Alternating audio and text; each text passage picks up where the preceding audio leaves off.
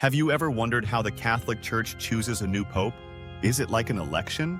A spiritual decision? A secret vote? The truth is, it's all of those. And it happens behind locked doors, inside one of the most iconic places on Earth, the Sistine Chapel. Today, we're breaking down the fascinating, mysterious process of choosing the next pope, and why it still matters today. Make sure to hit subscribe and leave a comment if you learn something new. Let's dive in. Every time a pope dies or resigns, the Catholic Church begins the process of selecting a new leader. This tradition is ancient, nearly 2,000 years old. It began with St. Peter, the apostle of Jesus, who is believed to be the first pope. Over the centuries, the method of choosing his successors has changed many times, but the heart of it remains the same. It's spiritual, it's secret, and it has the power to shape global faith and politics for generations. When it's time to choose a new pope, all cardinals under the age of 80 are called to Vatican City. These men come from every corner of the world. Usually around 120 are eligible to vote. Once they arrive, they gather in the Sistine Chapel, famous for Michelangelo's paintings. At this point, they're locked in, literally.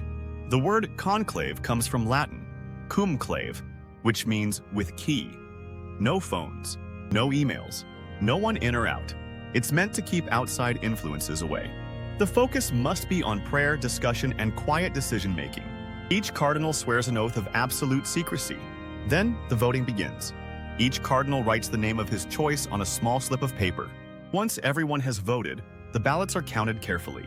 To win, a candidate must receive 2/3 of the vote. This isn't just a majority, it's a strong sign of unity. If no one gets enough votes, the ballots are burned in a stove. Chemicals are added to create black smoke, which rises above the Vatican. That tells the world no pope yet. This continues for several rounds each day. The pressure builds. So does the anticipation outside. St. Peter's Square fills with crowds waiting and watching the chimney. Then, finally, the white smoke. The moment everyone's been waiting for. White smoke signals that a new pope has been chosen. Inside, the man selected is asked one simple question.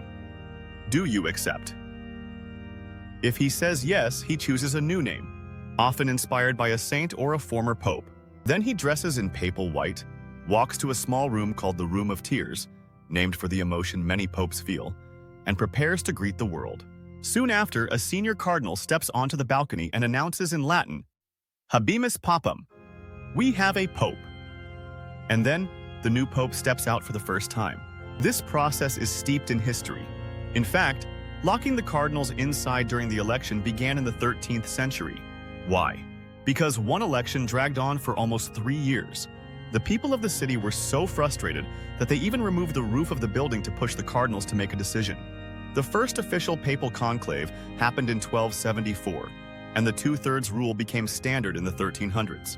Since then, dozens of popes have been chosen this way, through war, peace, plagues, and revolutions. Even the smoke signals, black and white, were introduced in the 1400s to let the public know the status of the vote. Today, the process is largely the same, but with some updates. Modern conclaves happen faster.